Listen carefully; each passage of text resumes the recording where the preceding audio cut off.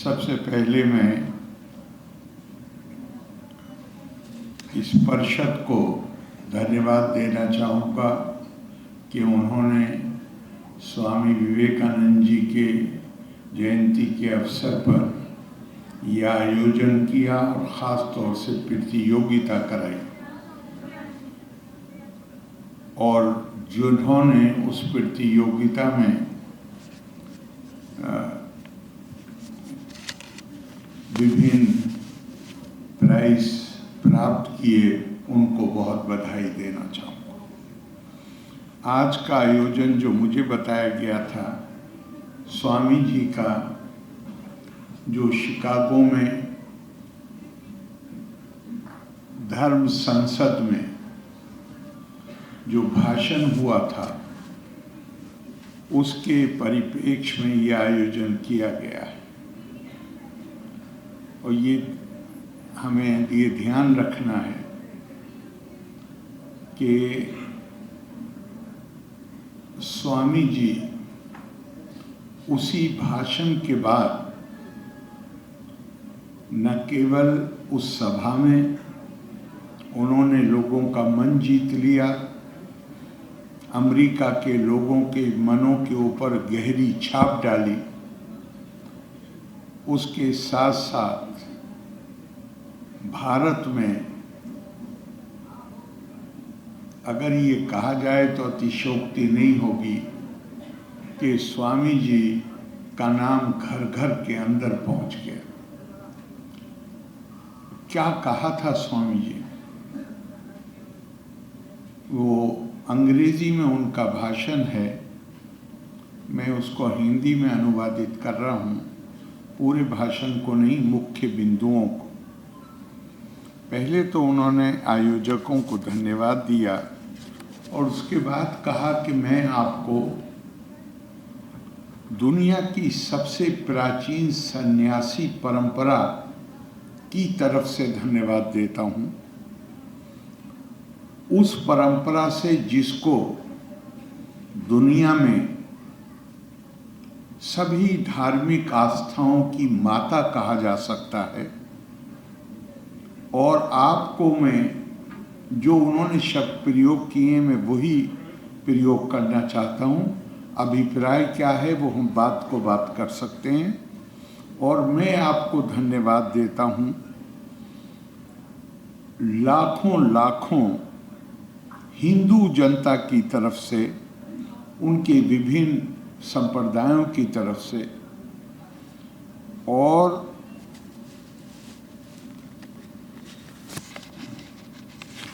जो मतलब ये तो उनका भाषण का वो हिस्सा था जहाँ वो भारत की परंपरा की प्राचीनता की बात कर रहे थे, और फिर वो उस परंपरा के बारे में क्या कहते हैं कि ये वो परंपरा है जिसने दुनिया को केवल सहनशीलता नहीं सिखाई है, बल्कि उसके साथ सार्वभौमिक स्वीकार्यता भी सिखाई। अर्थात दुनिया में जितनी भी आस्था की परंपराएं हैं, हम सिर्फ उनको, ये नहीं कि हम सहनशील हैं उनकी तरफ, नहीं, हम उनको स्वीकार करते हैं, उनका सम्मान करते हैं, और हम उन सभी मान्यताओं में विश्वास करते हैं। और फिर वो कहते हैं कि मुझे गर्व है कि मेरा संबंध उस राष्ट्र से, उस देश से है जिसने दुनिया में कहीं भी कोई उत्पीड़ित हुआ है,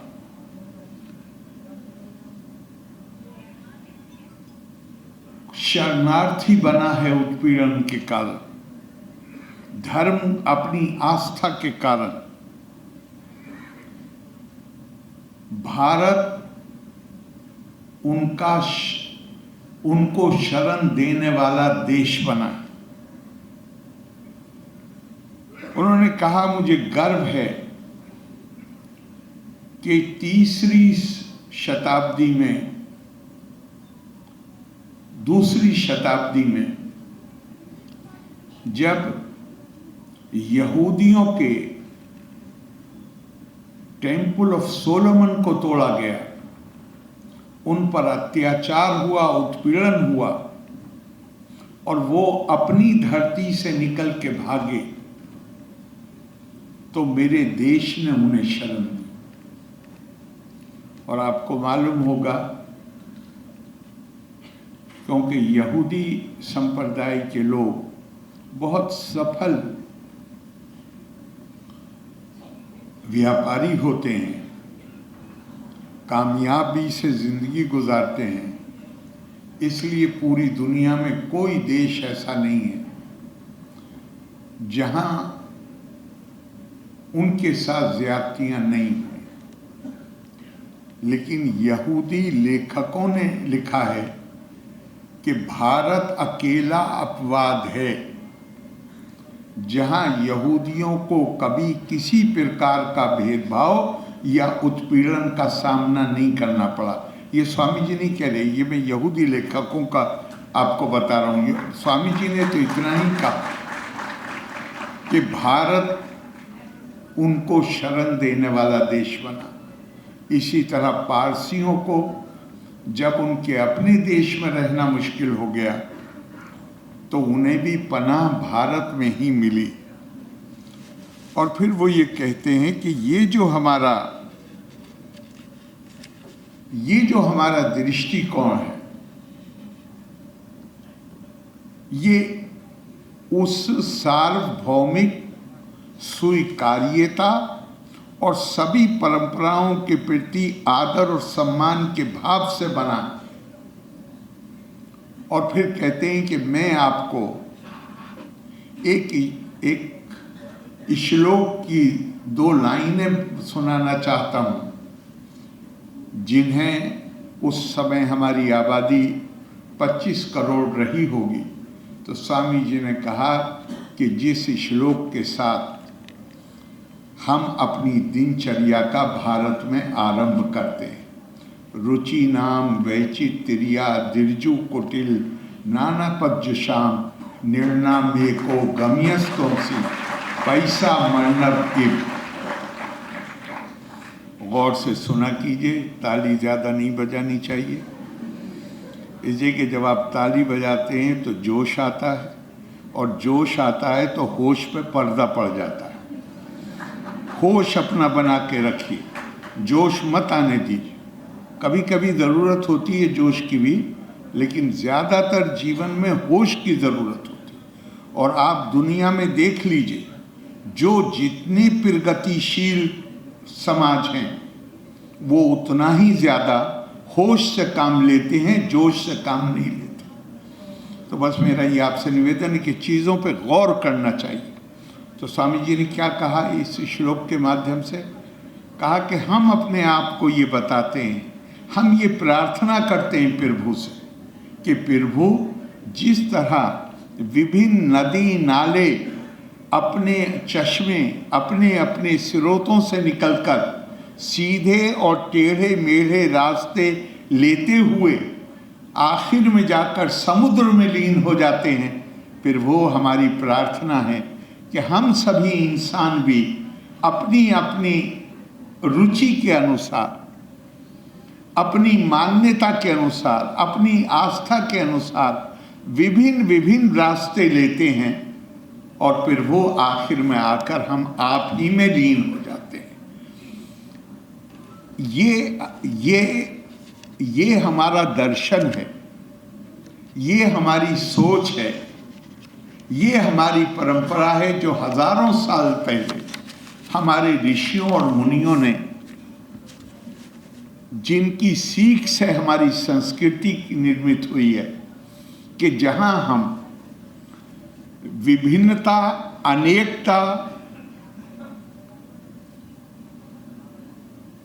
और उसको संस्कृत में कहें तो बहुधा, ये सारी बहुधा, अनेकता, विविधता हमें कहा गया है कि इसका सम्मान करो, इसको स्वीकार करो। लेकिन यहां रुको मत, स्वामी विवेकानंद से पूछा गया जीवन का उद्देश्य क्या है, जहां मैंने कहा रुको मत, उसको स्वामी जी के शब्दों में अब मैं बताना चाहता हूं। स्वामी जी से पूछा गया जीवन का उद्देश्य क्या है। आमतौर से माना जाता है कि सुख की प्राप्ति जीवन का उद्देश्य है। हम सभी सुखी रहना चाहते हैं, शांति से रहना चाहते हैं, लेकिन इस चाहत के बावजूद दुनिया में हर तरफ खून खराबा है, दुनिया में जंगें हैं। तो स्वामी जी ने कहा कि सुख की प्राप्ति कदापि जीवन का उद्देश्य नहीं हो सकती। अगर मेरे पास ज्यादा शक्ति है और मैं अपने सुख को बढ़ाने के लिए आपको दुखी करूं तो मुझे कौन रोकेगा। उनका जीवन का उद्देश्य ज्ञान की प्राप्ति है। तपा स्वाध्याय निरतम।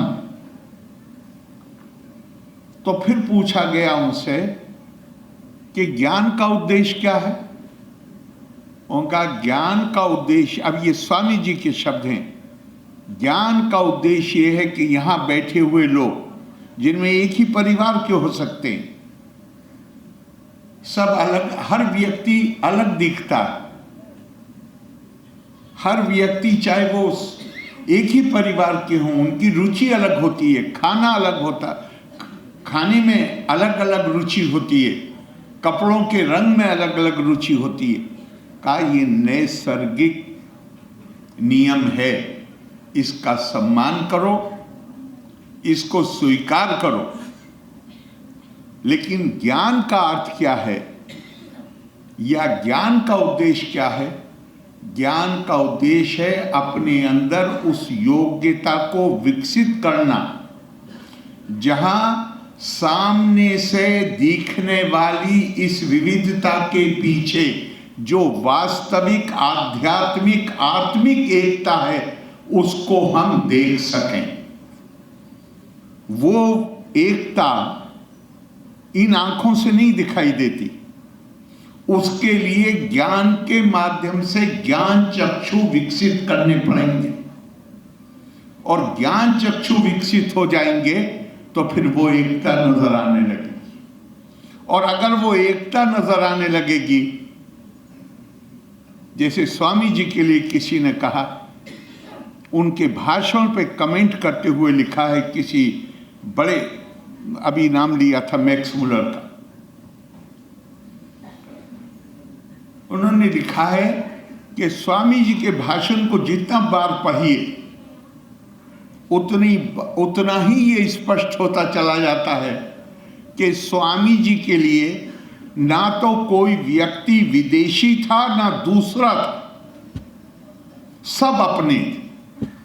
यही भारतीय संस्कृति की सीख है। गीता में भगवान कृष्ण अर्जुन से कहते हैं, यो मां पश्यति सर्वत्र सर्वम चा मयि पश्यति तस्याहम न प्रणश्यामि साचा में न प्रणश्यति। जो अपने ज्ञान चक्षुओं से सबको मुझ में देखता है और मुझको सब में देखता है, ऐसा साधक न कभी मुझसे अलग होता है न मैं कभी उससे अलग होता हूं। ये उस ज्ञान की बात कर रहे हैं स्वामी विवेकानंद। स्वामी विवेकानंद उस ज्ञान की बात कर रहे हैं जो दूसरे गीता के एक और श्लोक में बहुत सशक्त तरीके से जिसकी अभिव्यक्ति होती है, यज ज्ञात्वा न पुना मोहम एवं यास्यसि पांडवा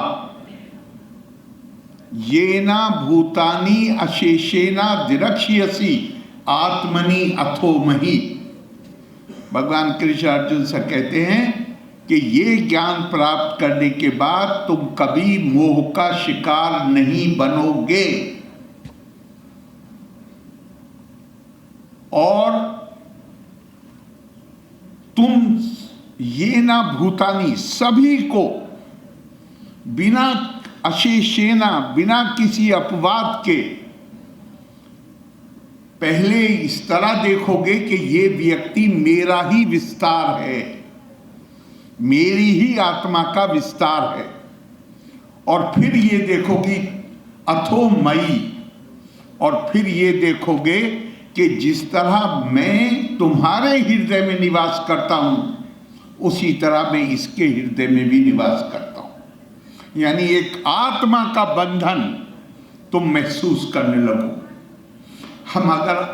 हम अगर आगे बढ़कर सबके प्रति अगर इस आत्मा के बंधन को महसूस करने लगें, तो क्या ये संभव है कि हम किसी के पैर पर पैर रख सकें? क्या ये संभव है कि हम किसी को पीड़ा पहुंचा सकें? दुनिया में जो आज नहीं, जमाने से हो रहा है। क्यों हो रहा है?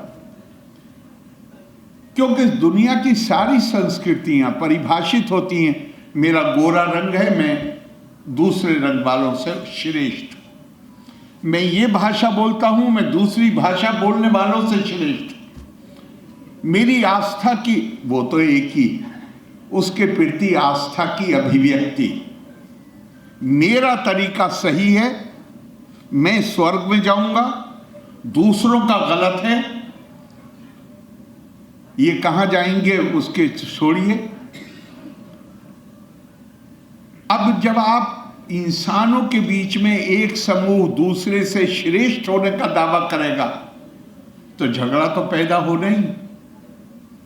पहली बार दुनिया में 1948 में संयुक्त राष्ट्र संघ ने मानव अधिकारों का घोषणा पत्र जारी किया। पहली बार, अभी 100 साल भी नहीं हुए, पहली बार कहा गया कि नहीं, कोई श्रेष्ठ नहीं। अब लगभग दुनिया के सब देशों ने इस पर दस्तखत किए। जहां तक प्रतिष्ठा और सम्मान का मामला है, हर व्यक्ति मानव होने के नाते प्रतिष्ठा और सम्मान का अधिकारी है। पहली बार 1948 में। और भारत ने आज से 5000 साल पहले घोषित किया कि हर मानव बुनियादी तौर पे उसके अंदर दिव्यता है। तो प्रतिष्ठा से तो और बड़ी चीज है दिव्यता। मैं आपके अंदर अगर भगवान को देखूंगा, किसी के अंदर भी देखूंगा, तो फिर मैं उसका सम्मान ही करूंगा, उसका अनादर तो नहीं कर सकता। देहो देवालया प्रोक्तो जीवो देवा सदा शिवा। ये शरीर ही भगवान का मंदिर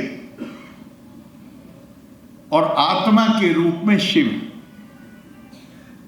तो मेरा तो ये मानना है, मैं थोड़ा सख्त है ये बात, पर मैं और जगह भी बोला, और ये स्वामी विवेकानंद के संदर्भ में कह रहा हूं कि अगर दुनिया में इतना खून खराबा हम देखते हैं, तो काफी हद तक हम जिम्मेदार हैं उसके लिए। स्वामी विवेकानंद बार बार कहते, कितनी बार कहा है, भारत के पास दुनिया को देने के लिए एक संदेश है। कौन सा संदेश? यही संदेश कि हमारा वास्तविक स्वरूप ये शरीर नहीं है, हमारा वास्तविक स्वरूप आत्मा है,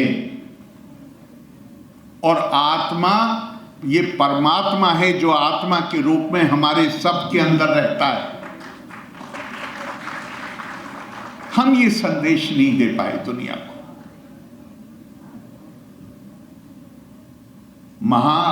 महान विभूतियां जैसे स्वामी विवेकानंद, उनके प्रति आदर और सम्मान दिखाने का ये तरीका है कि हम जाने कि वो उनकी शिक्षा क्या है, और उस शिक्षा पर मैं एक छोटा सा उस शिक्षा को अपने आचार में लेके आए। एक होता है विचार, और विचार जब आचार में आता है, तब इंसान को प्रचार करने का अधिकार मिलता है। स्वामी विवेकानंद जब जा रहे थे शिकागो, तो मां शारदा का आशीर्वाद लेने के लिए घर पे गए। माता जी बैठी हुई थी, अपने सामने उन्होंने सब्जी की एक टोकरी रखी हुई थी। जैसे ही ये पहुंचे, इससे पहले कि ये उनका आशीर्वाद प्राप्त करें, उन्हें बताएं, माँ शारदा ने कहा, नरेंद्र ज़रा रसोई में चले जाओ, वहाँ चाकू रखा हुआ है, वो उठा लाओ। जैसे उन्हें सब्जी काटनी, वो गए, चाकू लाए। अब इसे गौर से सुनिएगा। चाकू में जिस तरफ लकड़ी लगी होती है और एक दूसरी तरफ लोहे जिससे काटा जाता है, तो स्वामी जी ने जब चाकू दिया माता जी के हाथ में, तो लोहे का हिस्सा अपने हाथ में पकड़ा और लकड़ी का हिस्सा माता जी की तरफ दिखाया। माता जी ने चाकू लिया और कहा, नरेंद्र मुझे सब्जी नहीं काटनी, मैं तुम्हारी परीक्षा लेना चाहती थी। तुम शिकागो जा रहे हो, मैं ये परीक्षा लेना चाहती थी कि क्या तुम्हें धर्म के प्रचार का अधिकार मिल गया है, तुम उसके योग्य हो। अगर तुमने लोहा मेरी तरफ बढ़ाया होता और लकड़ी अपने हाथ में पकड़ी होती, तो मैं तुम्हें शिकागो जाने से मना कर देती। धर्म का मतलब ये। भगवान कृष्ण जब अर्जुन से गीता में कहते हैं, अर्जुन उठ और अपने धर्म का पालन कर, तो वो उनसे ये नहीं कह रहे कि जाके अपने घर में या मंदिर में जाकर पूजा पाठ करो। अपने कर्म का निर्वाह, जो तुम्हारा स्वधर्म है, कर्म है, उसका निर्वाह करो। और स्वामी विवेकानंद कहाँ तक जा रहे हैं, आपसे हाथ जोड़ के विनती करता हूँ, स्वामी जी को पढ़िए। और ख़ास तौर से उनके भाषणों का एक संकलन है, कोलंबो से अल्मोड़ा तक, भारतीय व्याख्यान भी के नाम से भी वो किताब छपी है।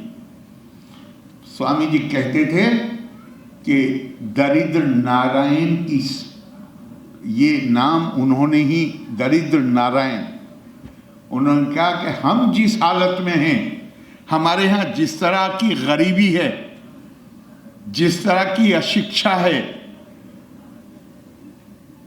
हमें नारायण को दरिद्र के अंदर देखना चाहिए। जो कमजोर है, गरीब है, उसकी सेवा करो, वही नारायण की सेवा। उन्हीं का ही वाक्य है, मानव सेवा ही माधव सेवा है। उन्हीं ने ये जो मैं अगला शब्द बोल रहा हूँ, वो उन्होंने ही दिया है, उनका विराट पूजा। मैं उतने सख्त अल्फाज इस्तेमाल नहीं करूंगा जो उन्होंने कहे, उनका बाकी सब पूजा छोड़ दो, विराट की पूजा करो। विराट कौन है? विराट इस देश के लोग ही हमारे देवी और देवता, इनकी सेवा करो, यही असल है।